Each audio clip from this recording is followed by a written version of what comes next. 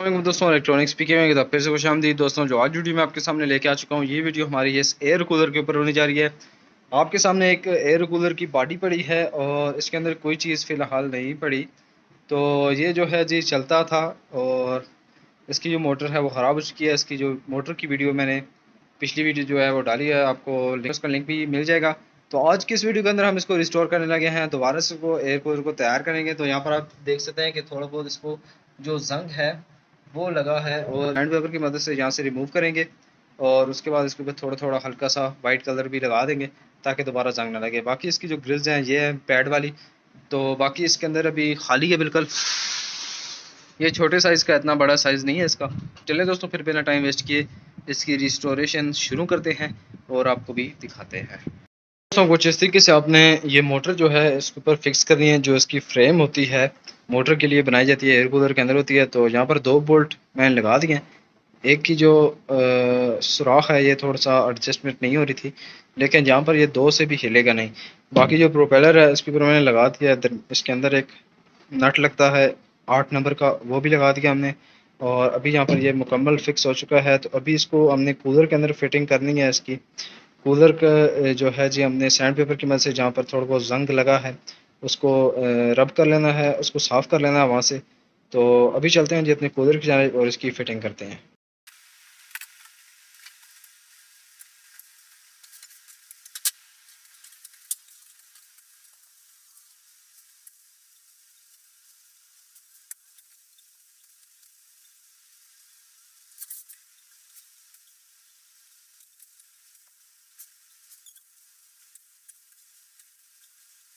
आप कोई भी पंप इस्तेमाल कर सकते हैं, शाबी का हो या कोई भी हो, बस अच्छा होना चाहिए। ठीक है जी। तो यहाँ पर मेरे पास 2 पंप मौजूद हैं, इनमें से मैं कोई एक भी इस्तेमाल करके इसके अंदर लगा देता हूँ।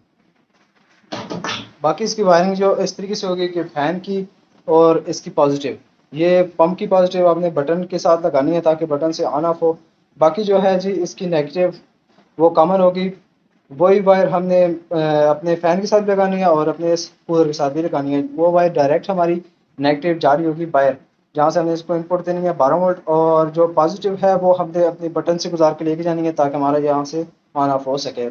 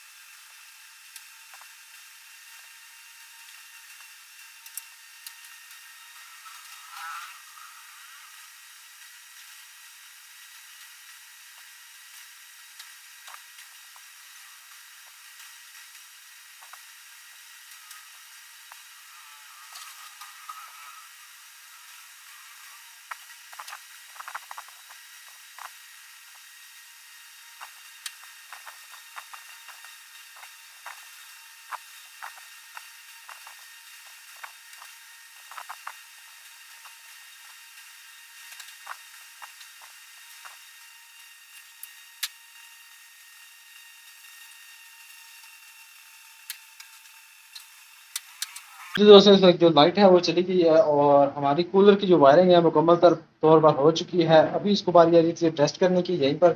तो यहाँ पर ये जो वायर है ये हमने लगाई है इसकी मेन वायर, जहाँ पर हमने इसको सोलर अपने को कनेक्ट करना है। तो जल्दी से इसके साथ अपना सोलर कनेक्ट करते हैं। सोलर जो है वो अभी चल रहा है लेकिन शाम का वक्त है, थोड़ा सा डाउन हो चुका है। तो अभी जो है जी इसकी वायर्स को काटते हैं और इसके साथ एक दफ़ा लगा के चेक करते हैं क्या है का वायर करता है या नहीं।